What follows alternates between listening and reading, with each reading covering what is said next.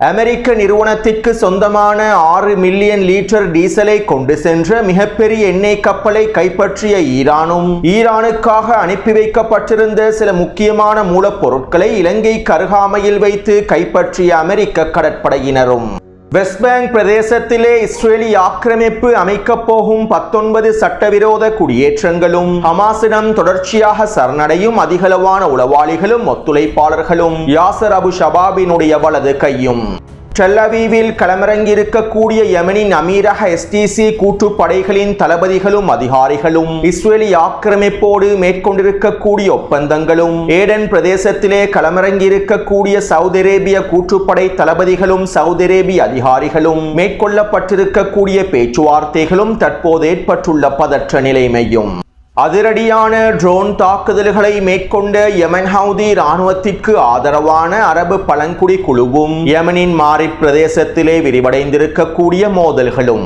Qatar அமெரிக்காவோடு மேற்கொண்டிருக்கக்கூடிய பாதுகாப்பு ஒப்பந்தமும் ஜோர்டானுக்கான நீர் விநியோகத்தை முழுமையாக நிறுத்திய இஸ்ரேலிய ஆக்கிரமிப்பும் இதற்கு பின்னால் இருக்கக்கூடிய முக்கிய காரணங்களும்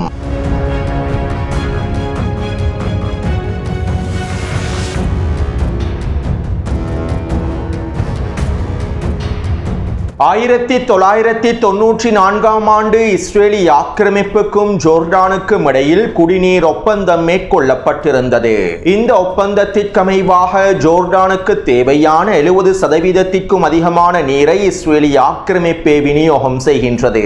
இப்படியான நிலைமையிலேயே தற்போது இஸ்ரேலிய ஆக்கிரமிப்பு ஜோர்டானுக்கான நீர் விநியோகத்தை முழுமையாக நிறுத்தியுள்ளது. தொழில்நுட்ப சிக்கல்கள் காரணமாகவும் உப்பு நீக்கக்கூடிய படிமுறைகளில் ஏற்பட்டிருக்க பாதிப்புகள் காரணமாகவுமே இவ்வாறு ஜோர்டானுக்கான நீர் விநியோகத்தினை நிறுத்தி இருப்பதாக இஸ்ரேலிய ஆக்கிரமிப்பு அறிவித்துள்ளது. ஆனால் ஜோர்டானுக்கான இந்த நீர் விநியோகத்தினை நிறுத்தி இருப்பதற்கு பின்னால் இன்னும் சில முக்கியமான காரணங்களும் காணப்படுகின்றன. உலகிலேயே அதிகளவான நீர் பற்றாக்குறை இருக்கக்கூடிய நாடுகளில் ஜோர்டான் 2வது இடத்தில் உள்ளது. கடந்த 6 மாதமாக ஜோர்டானிலே வறட்சியானது உச்சக்கட்டத்தை அடைந்துள்ளது. மேலும் தற்போது இஸ்ரேலிய ஆக்கிரமிப்பு ஜோர்டானுக்கான நீர் விநியோகத்தினை நிறுத்தி இருப்பதனால் ஜோர்டானிலே வறட்சியினுடைய நிலைமையானது பல மடங்கினால் அதிகரித்திருப்பதாகவும் குடிநீர் இல்லாமல் ஜோர்டானிய மக்கள் மிகப்பெரிய துன்பத்தினை அனுபவித்து வருவதாகவும் தகவல்கள் வெளியாகியுள்ளன. அதே நேரம் இஸ்ரேலிய ஆக்கிரமிப்பை பாதுகாக்கக்கூடிய மத்திய கிழக்கு பிராந்தியத்திலே இருக்கக்கூடிய மிகப்பெரிய ப்ராக்சியாகவே ஜோர்டானிய அரசாங்கம் காணப்படுகின்றது. அமெரிக்காவினதும் இஸ்ரேலிய ஆக்கிரமிப்பினதும் முதன்மை அடிமைகளில் 1வது இடத்தையே ஜோர்டான் பெற்றுக் கொண்டுள்ளது. ஈரான் இஸ்ரேலிய ஆக்கிரமிப்புக்கு எதிராக ஏவுகணை தாக்குதல்களையும் ட்ரோன் தாக்குதல்களையும் மேற்கொள்ளும் சந்தர்ப்பத்திலும் யெமன் ஹவுதி இராணுவத்தினர் இஸ்ரேலிய ஆக்கிரமிப்புக்கு எதிராக ட்ரோன் தாக்குதல்களையும் ஏவுகணை தாக்குதல்களையும் மேற்கொள்ளும் சந்தர்ப்பத்திலும் ஜோர்டானிய வான் பாதுகாப்பு படையினரும் ஜோர்டானிய வான்படையினருமே இந்த ஏவுகணைகளையும் ட்ரோன்களையும் சுட்டு வீழ்த்தி இருந்தார்கள். மேலும் இஸ்ரேலிய ஆக்கிரமிப்பு இராணுவத்திற்கும் அமெரிக்க இராணுவத்திற்கும் ஜோர்டானிய வான்பரப்பை ஜோர்டானிய அரசாங்கம் முழுமையாக திறந்து கொடுத்திருந்தது. ஈரானுக்கு எதிரான தாக்குதல்களின் போதும் ஜோர்டானிய வான்பரப்பை அமெரிக்காவும் இஸ்ரேலிய ஆக்கிரமிப்பு முழுமையாக பயன்படுத்திக் கொண்டன.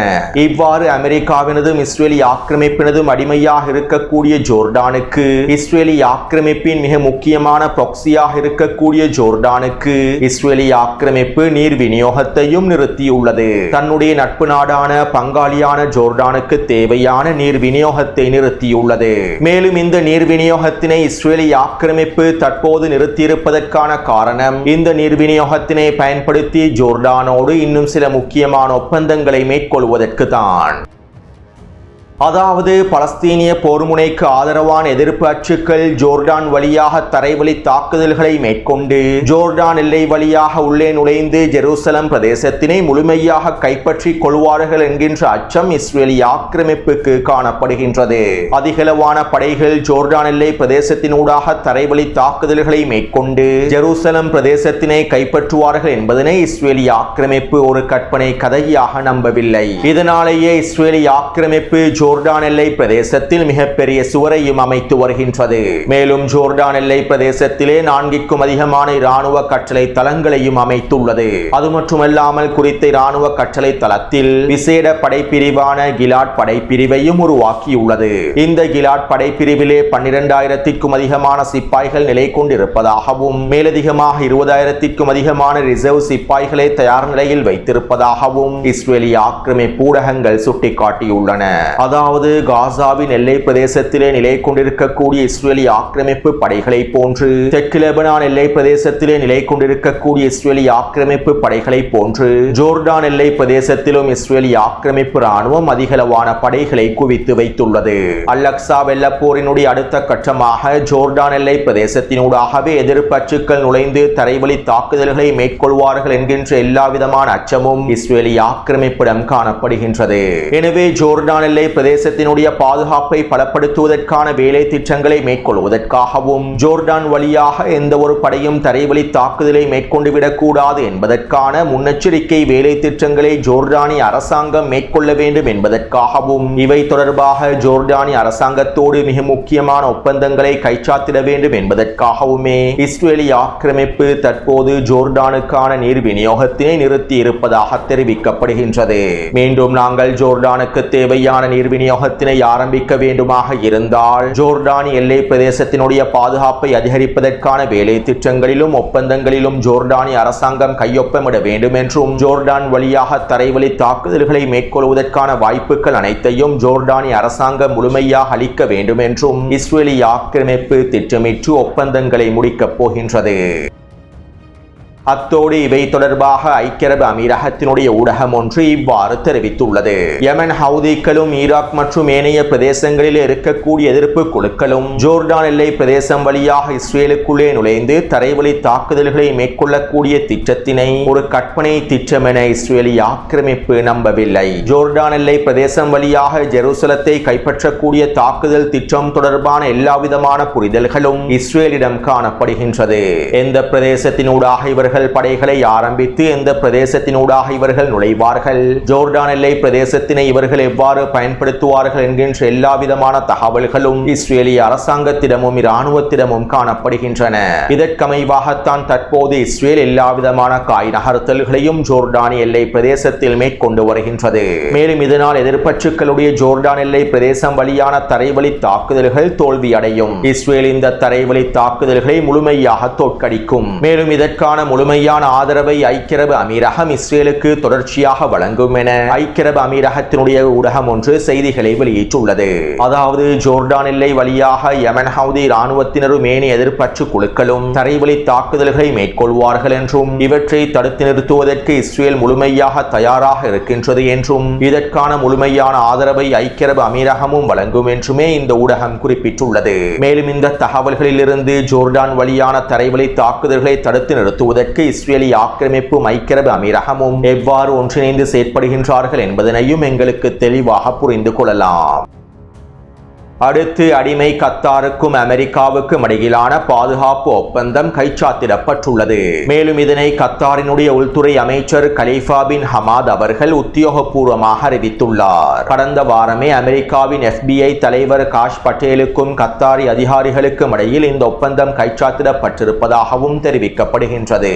இந்த ஒப்பந்தத்தின் மூலமாக அமெரிக்காவுக்கும் கத்தாருக்கும் இடையில் மிக முக்கியமான உளவு தகவல்கள் பரிமாற்றம் செய்யப்படும் என்றும் குறிப்பிடப்பட்டுள்ளது. உண்மையில் அடிமை கத்தார் அமெரிக்காவோடு மேற்கொண்டிருக்கக்கூடிய இந்த பாதுகாப்பு ஒப்பந்தம் வேடிக்கையானதே. ஒரு பொழுதும் அமெரிக்கா உளவு தகவல்களை கத்தாரோடு பகிர்ந்து கொள்ளப் போவதில்லை. மேலும் கத்தாரினுடைய பாதுகாப்பை அமெரிக்கா ஒரு பொழுதும் உறுதிப்படுத்த போவதும் இல்லை. அதே நேரம் இந்த ஒப்பந்தத்தின் மூலமாக மத்திய கிழக்கு பிராந்தியத்திலே இஸ்ரேலிய ஆக்கிரமிப்பை பாதுகாக்கக்கூடிய கூட்டணியில் இராணுவ ரீதியாக கத்தாரும் உத்தியோகபூர்வமாக இணைந்து கொண்டுள்ளது.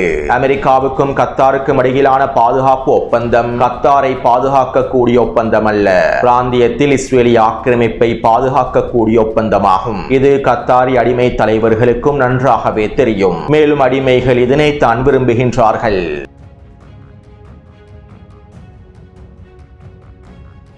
யமனின் களத்திலே மோதல்கள் விரிவடைந்து வருகின்றன. நேற்று மாலை இலக்கம் 10 குறிப்பிடப்பட்டிருக்கக்கூடிய ஷப்வா பிரதேசத்தில் நிலை கொண்டிருக்கக்கூடிய அமீரகத்தின் STC படைகளை இலக்கு வைத்து ட்ரோன் தாக்குதல்கள் மேற்கொள்ளப்பட்டிருந்தன. இந்த ட்ரோன் தாக்குதலால் 20க்கும் அதிகமான அமீரகத்தினுடைய சிப்பாய்களும் மிக முக்கியமான கட்டளை தளபதிகளும் அளிக்கப்பட்டுள்ளார்கள். அத்தோடு இந்த ட்ரோன் தாக்குதல்களை இலக்கம் 5 குறிப்பிடப்பட்டிருக்கக்கூடிய மாரி பிரதேசத்திலே இருக்கக்கூடிய ஆபிதா பழங்குடி குழுக்களே மேற்கொண்டுள்ளார்கள். இலக்கம் 5 குறிப்பிடப்பட்டிருக்கக்கூடிய மாரி பிரதேசமானது சவுதி அரேபிய கூட்டுப்படைகளின் கட்டுப்பாட்டுக்கு கீழால் இருக்கக்கூடிய பிரதேசமாகும். இன்னும் தெளிவாக குறிப்பிடுவதாக இருந்தால் சவுதி அரேபிய ஆதரவு பெற்றிருக்கக்கூடிய இஸ்லா கட்சியினுடைய பிரதேசமாகும். மேலும் இவ்வாறு சவுதி அரேபியாவின் ஆதரவு கூட்டுப்படைகள் நிலை கொண்டிருக்கக்கூடிய மாரி பிரதேசத்தில் தான் ஆபிதா என்கின்ற அரபு பழங்குடி குழுக்களும் வாழ்கின்றார்கள். இவர்கள் யமன் ஹவுதி ராணுவத்திற்கு ஆதரவை வழங்கக்கூடியவர்களாகவே இருக்கின்றார்கள். இப்படியான நிலைமையில் தான் நேற்று மாலை ஆபிதா பழங்குடி குழுக்கள் ஷப்வா பிரதேசத்திலே நிலை கொண்டிருக்கக்கூடிய அமீரகத்தின் STC கூட்டுப்படைகளை இலக்கு வைத்து அதிரடியான ட்ரோன் தாக்குதல்களை மேற்கொண்டுள்ளார்கள். இந்த ட்ரோன் தாக்குதல்களை தொடர்ந்து மாரி பிரதேசத்திலே இருக்கக்கூடிய சவுதி அரேபிய ஆதரவு கூட்டுப்படைகளான இஸ்லா கட்சியினுடைய படைகள் ஆபிதா பழங்குடி குழுக்களை இலக்கு வைத்து ட்ரோன் தாக்குதல்களை மேற்கொண்டிருந்தன.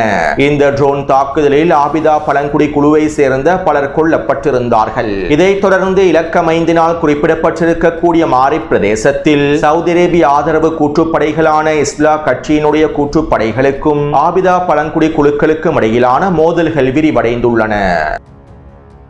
அத்தோடு இங்கிருக்கக்கூடிய இன்னும் மிக முக்கியமான விடயம் என்னவென்றால் இலக்கம் 5 குறிப்பிடப்பட்டிருக்கக்கூடிய மாரி பிரதேசத்தினை கட்டுப்படுத்தும் சவுதி அரேபிய ஆதரவு படைகளான கூட்டுப்படைகளான இஸ்லா கட்சியினுடைய படைகள் முஸ்லிம் பிரதர்ஹுட் அமைப்போடு இணைந்து செயற்படுகின்றார்கள். இன்னும் தெளிவாக குறிப்பிடுவதாக இருந்தால் யமனில் இயங்கக்கூடிய முஸ்லிம் பிரதர்ஹுட் அமைப்பாகவே இந்த இஸ்லா கட்சியினர் காணப்படுகின்றார்கள். மேலும் இவர்கள் சவுதி அரேபியாவுக்கு ஆதரவாகவும் யமன் ஹவுதி ராணுவத்திற்கு எதிராகவுமே செயற்படுகின்றார்கள்.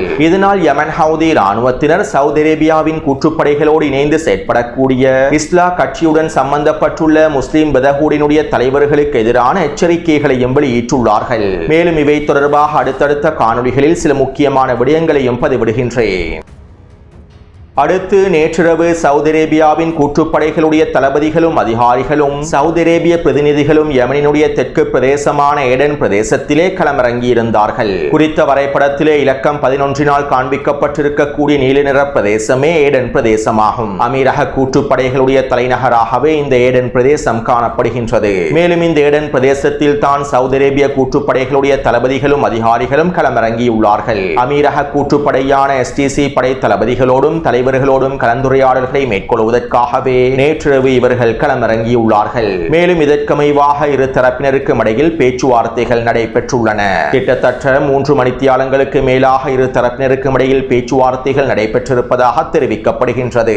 அத்தோடு குறித்த பேச்சுவார்த்தையின் போது யமனினுடைய மத்திய பிரதேசமான ஹதர்மவுத் பிரதேசத்திலிருந்தும் யமனின் கிழக்கு பிரதேசமான மஹரா பிரதேசத்திலிருந்தும் அமீரகத்தினுடைய கூட்டுப்படைகள் முழுமையாக பின்வாங்கிவிட வேண்டும் என சவுதி அரேபிய பிரதிநிதிகள் கோரிக்கைகளை முன்வைத்துள்ளார்கள். இருப்பினும் இதனை அமீரகத்தினுடைய STC கூட்டுப்படை தலைமைகளும் தளபதிகளும் மறுத்துவிட்டார்கள். நாங்கள் யமன் ஹவுதிகளுக்கு எதிரான தரைவழி தாக்குதல்களை வீரியப்படுத்துவதற்காகவே யமனின் மத்திய மற்றும் கிழக்கு பிரதேசங்களில் காய் நகர்த்தல்களை மேற்கொண்டுள்ளோம். இதனால் நாங்கள் குறித்த பிரதேசங்களில் இருந்து பின்வாங்க போவதில்லை. யமன் ஹவுதிகளுக்கு எதிரான அடுத்த கட்ட தரைவழி தாக்குதல்களுக்கு குறித்த பிரதேசமானது எங்களுக்கு மிக முக்கியமானதாகும் என அமீரகத்தினுடைய தலைமைகளும் தளபதிகளும் தெரிவித்துள்ளார்கள். இதனால் இந்த பேச்சுவார்த்தைகள் தோல்வியடைந்திருப்பதாகவும் களத்தில் இருக்கக்கூடிய ஊடகவியலாளர்கள் கருத்துக்களை வெளியிட்டிருந்தார்கள்.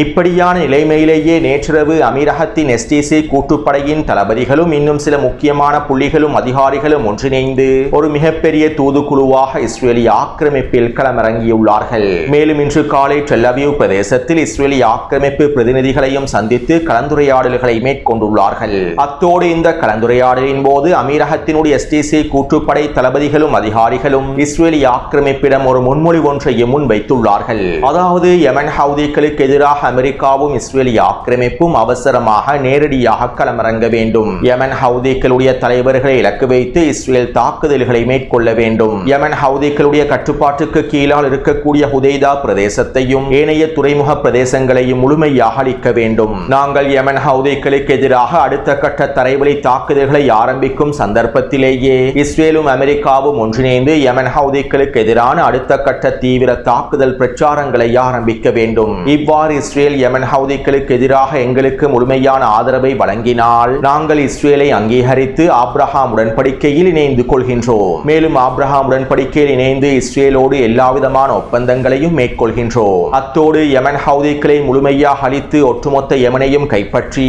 நாங்கள் அமைக்கப் போகும் அரசாங்கத்திற்கு சர்வதேச அங்கீகாரத்தையும் வழங்க வேண்டும். அமெரிக்காவும் இஸ்ரேலும் இதற்கு உறுதி அளிக்க வேண்டும் என அமீரகத்தினுடைய கூற்றுப்படை தளபதிகளும் அதிகாரிகளும் இஸ்ரேலிய ஆக்கிரமிப்பிடம் ஒப்பந்தங்களை முன்வைத்து கோரிக்கைகளை முன்வைத்துள்ளார்கள். அதே நேரம் இதற்காகத்தான் இஸ்ரேலிய ஆக்கிரமிப்பும் காத்துக் கொண்டிருந்தது. கடந்த மாதமே இஸ்ரேலிய ஆக்கிரமிப்பின் பிரதிநிதிகள் யமனினுடைய தெற்கு பிரதேசமான ஏடன் பிரதேசத்திற்கு விஜயம் செய்திருந்தார்கள். அமீரக கூற்றுப்படை தலைமைகளை சந்தித்து கலந்துரையாடல்களை மேற்கொண்டிருந்தார்கள். எனவே இதற்கமைவாகவே தற்போது இஸ்ரேலிய ஆக்கிரமிப்புக்கும் அமீரகத்தினுடைய எஸ்டிசி கூட்டுப்படைகளுக்கும் இடையில் உத்தியோகபூர்வமான ஒப்பந்தங்கள் கைச்சாத்திடப்பட போவதாகவும் தெரிவிக்கப்படுகின்றது.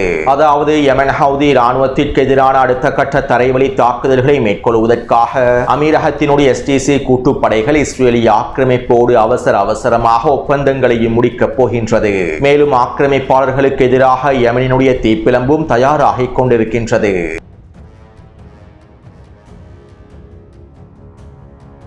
கடந்த மாதம் இலங்கை பெருங்கடலில் இலங்கைக்கு அருகாமையில் அமெரிக்க கடற்படையினர் அதிரடியாக களமிறங்கி சீனாவுக்கு சொந்தமான சரக்கு கப்பல் ஒன்றில் ஏறி சோதனை நடவடிக்கைகளை மேற்கொண்டுள்ளார்கள். இதன்போது சீனாவிலிருந்து ஈரானுக்கு அனுப்பி வைக்கப்பட்டிருந்த மிக முக்கியமான இராணுவ தொழில்நுட்பத்தினை கொண்டிருக்கக்கூடிய உபகரணங்களையும் ஈரானின் ஏவுகணை உற்பத்தியோடு சம்பந்தப்பட்டிருக்கக்கூடிய சில முக்கியமான மூலக்கூறுகளையும் அமெரிக்க கடற்படையினர் கைப்பற்றியுள்ளார்கள். இவ்வாறு இந்த பொருட்களை முழுமையாக கைப்பற்றிய பின்பு சீனாவின் குறித்த சரக்கு கப்பலை பயணிப்பதற்கும் அனுமதித்துள்ளார்கள். மேலும் குறித்த சம்பவம் தொடர்பான உறுதிப்படுத்தப்பட்ட தகவல்கள் தற்போதே வெளியாகியுள்ளன.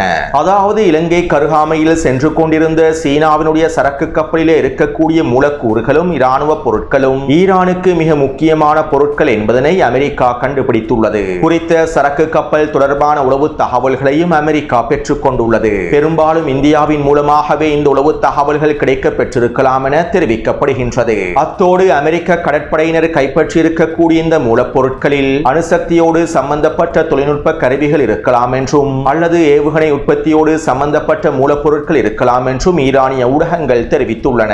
பெரும்பாலும் ஏவுகணை உற்பத்தியோடு சம்பந்தப்பட்ட மூலப்பொருட்களாகவே இது அமைந்திருக்கும் என்றும் தெரிவிக்கப்படுகின்றது. அத்தோடு கடந்த வியாழக்கிழமை வெனிசுவேலாவினுடைய கடல் பிரதேசத்திலே அமெரிக்காவினுடைய கடற்படையானது ஈரானுக்கு சொந்தமான எண்ணெய் கப்பல் ஒன்றை முழுமையாக கைப்பற்றிக் கொண்டது. மேலும் இவ்வாறு கைப்பற்றப்பட்ட எண்ணெய் கப்பல் தொடர்பான முழுமையான தகவல்களையும் இதற்கு பின்னால் இருக்கக்கூடிய சில முக்கியமான காரணங்களையும் இன்சைட் உலகம் சேனலில் தனியான காணொளியில் பதிவிடுகின்றேன். எனவே இப்படியான நிலைமையில் நேற்று மாலை ஈரான் ஓமான் வளைகுடா பிரதேசத்திலே 6 மில்லியன் லிட்டர் டீசலை கொண்டு சென்ற மிகப்பெரிய எண்ணெய் கப்பல் ஒன்றை கைப்பற்றியுள்ளது. மேலும் இந்த எண்ணெய் கப்பலில் இந்தியா, இலங்கை மற்றும் பங்களாதேஷ் நாடுகளுடைய மாலுமிகளே இருப்பதாகவும் இந்த எண்ணெய் கப்பலுக்கும் அமெரிக்க நிறுவனத்திற்கும் இடையில் தொடர்புகள் இருப்பதாகவும் தெரிவிக்கப்படுகின்றது. வெனிசுவேலா கடல் பிரதேசத்தில் அமெரிக்கா ஈரானிய கப்பலை கைப்பற்றியதற்கு பதிலடியாகவே ஈரான் ஓமான் வளைகுடா பிரதேசத்தில் இந்த மிகப்பெரிய எண்ணெய் கப்பலை கைப்பற்றி இருப்பதாகவும் தெரிவிக்கப்படுகின்றது. மேலும் இந்த எண்ணெய் கப்பலிலே இருக்கக்கூடிய 6 மில்லியன் லிட்டர் டீசலையும் ஈரான் முழுமையாக கைப்பற்றி விடும் என்றும் தெரிவிக்கப்படுகின்றது. அது மட்டுமல்லாமல் ஹெர்முஸ் ஜலசந்தி பிரதேசத்திலே ஈரான் அதனுடைய கண்காணிப்பு நடவடிக்கைகளையும் அதிகரித்துள்ளது. குறித்த பிரதேசத்தின் ஊடாக செல்லக்கூடிய அமெரிக்க நிறுவனங்களுக்கு சொந்தமான சட்டவிரோதமாக எண்ணெய்களை கடத்தக்கூடிய அதிகளவான கப்பல்களை கொத்தாக தட்டி தூக்குவதற்கு ஈரானிய தரப்பினர் தயாராகவே இருக்கின்றார்கள். அடுத்து வெஸ்ட் பேங்க் பிரதேசத்திலே இஸ்ரேலிய ஆக்கிரமிப்பின் சட்டவிரோத குடியேற்றங்கள் அதிகரித்துள்ளன. கடந்த 2 வருடங்களுக்குள்ளே வெஸ்ட் பேங்க் பிரதேசத்தின் பல பகுதிகளை இஸ்ரேலிய ஆக்கிரமிப்பு கைப்பற்றிவிட்டது. இதிலே மிக முக்கியமாக ஈவன் குடியேற்ற பிரதேசத்தையும் அல்-அதுமி பிரதேசத்தையும் இஸ்ரேலிய ஆக்கிரமிப்பு கைப்பற்றியுள்ளது. இவை தொடர்பாக 4 மாதங்களுக்கு முன்பே காணொளிகளில் குறிப்பிட்டிருந்தேன். இவ்வாறு ஈவன் பிரதேசமும் அல்-அதுமி பிரதேசத்தையும் இஸ்ரேலிய ஆக்கிரமிப்பு கைப்பற்றி குறித்த பகுதிகளில் சட்டவிரோத இஸ்ரேலிய ஆக்கிரமிப்பு குடியேற்றங்களை அமைத்ததனால் இதனால் வெஸ்ட் பேங்க் பிரதேசமானது 2 பகுதிகளாக பிரிக்கப்பட்டு வெஸ்ட் பேங்குக்கும் கிழக்கு ஜெருசலத்திற்கும் இடையிலான தொடர்புகளும் துண்டிக்கப்பட்டுள்ளன. இப்படியான நிலைமையிலேயே தற்போது வெஸ்ட் பேங்க் பிரதேசத்திலே 19 சட்டவிரோத குடியேற்றங்களை அமைப்பதற்கான அனுமதியையும் இஸ்ரேலிய ஆக்கிரமிப்பு பாராளுமன்றம் வழங்கியுள்ளது. சாதாரணமாக ஒரு குடியேற்றத்தில் 5000 தொடக்கம் 7000 வரையிலான குடும்பங்கள் குடியமர்த்தப்படுவார்கள். எனவே 19 சட்டவிரோத குடியேற்றங்களின் மூலமாக இஸ்ரேலிய ஆக்கிரமிப்பு வெஸ்ட் பேங்க் பிரதேசத்திலே 1 லட்சத்திற்கும் அதிகமான இஸ்ரேலிய ஆக்கிரமிப்பு நிலத்திடர்களை குடியமர்த்தப் போகின்றது. பலஸ்தீனிய மக்களுடைய சொத்துக்களையும் வீடுகளையும் காணிகளையும் கொள்ளையடித்தே இந்த சட்டவிரோத குடியேற்றங்கள் அமைக்கப்பட்டு வருகின்றன. அடுத்து காசாவிலே இஸ்ரேலிய ஆக்கிரமிப்பு தொடர்ச்சியான தாக்குதல்களை மேற்கொண்டு வருகின்றது. நேற்று மாலையும் மஞ்சள் எல்லை பிரதேசத்திற்கு அருகாமையில் சென்று கொண்டிருந்த 2 சிறுவர்களை இலக்கு வைத்து துப்பாக்கிச் சூட்டு தாக்குதல்களை மேற்கொண்டுள்ளது. மேலும் மஞ்சள் நிற எல்லை பிரதேசத்தில் இஸ்ரேலிய ஆக்கிரமிப்பு வீரியமான வான்வழி தாக்குதல்களையும் பீரங்கி தாக்குதல்களையும் மேற்கொண்டு வருகின்றது. அத்தோடு காசாவின் களத்திலே பலஸ்தீனிய போராளிகள் உளவாளிகளுக்கு எதிராகவும் ஒத்துழைப்பாளர்களுக்கு எதிராகவும் வீரியமான நடவடிக்கைகளை மேற்கொண்டு வருகின்றார்கள். மேலும் அதிகளவான உளவாளிகளும் ஒத்துழைப்பாளர்களும் ஹமாஸிடம் சரணடைந்து வருகின்றார்கள். அதே நேரம் யாசிர் அபு ஷபாபை இலக்கு வைத்து பலஸ்தீனிய போராளிகள் மேற்கொண்ட தாக்குதலின் போது யாசிர் அபு ஷபாபினுடைய வலது கையாக இருந்த கஸ்ஸான் அல் தஹினே என்பவனும் படுகாயமடைந்திருந்தான். மேலும் இவனை இஸ்ரேலிய ஆக்கிரமிப்பு ராணுவம் சொரோக்கோ வைத்தியசாலையில் அனுமதித்து இவனுக்கான சிகிச்சைகளையும் வழங்கியிருந்தது. தற்போது இவன் சிகிச்சை பெற்று மீண்டும் காசாவின் களத்திற்கு திரும்பி இருப்பதாகவும் யாசிர் அபு ஷபாபின் கொள்ளை கும்பலுக்கு தலைவனாக மாறி இருப்பதாகவும் இஸ்ரேலிய ஆக்கிரமிப்பு ஊடகங்கள் குறிப்பிட்டுள்ளன. மேலும் இந்த கஸ்ஸான் அல் தஹினே என்பவன் ஃபத்தா அமைப்பினுடைய மிக முக்கியமான புள்ளியாகவும் செயற்படுகின்றான். துரோகி அப்பாஸினுடைய PA படைகளில் தளபதியாகவும் இவன் செயற்பட்டுள்ளான். இதனால் தற்போது காசாவில் இருக்கக்கூடிய ஃபத்தா உறுப்பினர்களை ஒன்றிணைத்து கொள்ளை கும்பலை உருவாக்குவதற்கான வேலை திட்டங்களையும் இவன் மேற்கொண்டு வருகின்றான். இருப்பினும் இஸ்ரேலிய ஆக்கிரமிப்பு எதிர்பார்ப்பதை போன்று மீண்டும் கொள்ளை கும்பல்களை உருவாக்க முடியாது. ஏனென்றால் பலஸ்தீனிய போராளிகள் வீரியமான தாக்குதல்களை மேற்கொண்டு இவர்களை கொத்து கொத்தாக தட்டி தூக்கி வருகின்றார்கள். மேலும் அதிகளவான உளவாளிகளும் ஒத்துழைப்பாளர்களும் ஹமாஸிடம் சரணடைந்து வருகின்றார்கள். எனவே இந்த காணொளி தொடர்பான கருத்துக்களை பதிவிடுங்கள். தொடர்ந்தும் என்னுடன் இணைந்திருங்கள். நன்றி, வணக்கம்.